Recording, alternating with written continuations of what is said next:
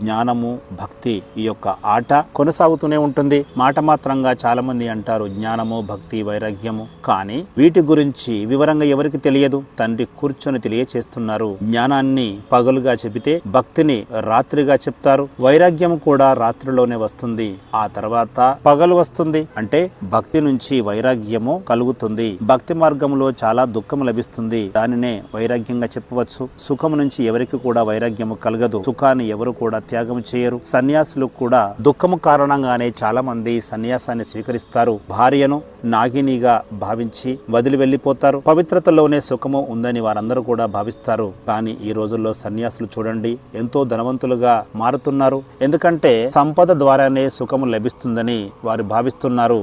సన్యాసుల పైన కూడా మాయ దాడి చేయడంతో అడవిలో ఉన్న సన్యాసులు ఇప్పుడు జన సమూహంలోకి వచ్చారు. వివేకానంద, రామతీర్థ ఈ ఇద్దరు కూడా సన్యాస ధర్మములో ప్రత్యేకమైన గొప్ప వ్యక్తులు. సన్యాస ధర్మములో రామతీర్థకు చాలా పేరు ప్రఖ్యాతులు ఉండేవి.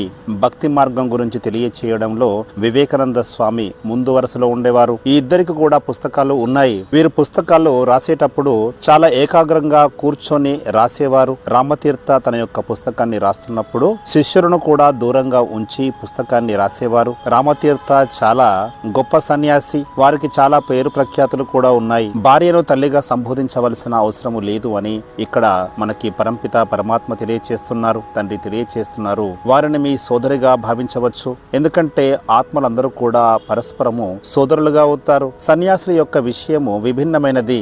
వారు స్త్రీని తల్లిగా భావిస్తారు. ఇది జ్ఞాన మార్గము, వారిది వైరాగ్య మార్గము. రెండింటి మధ్య ఎంతో తేడా ఉంటుంది. వైరాగ్యం కలిగిన తర్వాత తమ భార్యను కూడా తల్లిగా సంబోధిస్తారు. ఎందుకంటే తల్లి అని సంబోధించినప్పుడు అక్కడ చెడు దృష్టి అన్నది ఉండదు. అదే విధంగా సోదరుగా భావించినప్పుడు కూడా చెడు దృష్టి సమాప్తమైపోతుంది. తల్లి మీద ఎవరికి కూడా చెడు దృష్టి కలగదు. కానీ కొద్దిమంది సోదరిని కూడా వివాహమాడుతారు. ఒక తండ్రి పిల్లలు అయినప్పటికీ కూడా ఒకరిపైన ఒకరికి చెడు దృష్టి కలుగుతుంది. కానీ తల్లి పైన ఎప్పుడు కూడా అలాంటి దృష్టి కలగదు.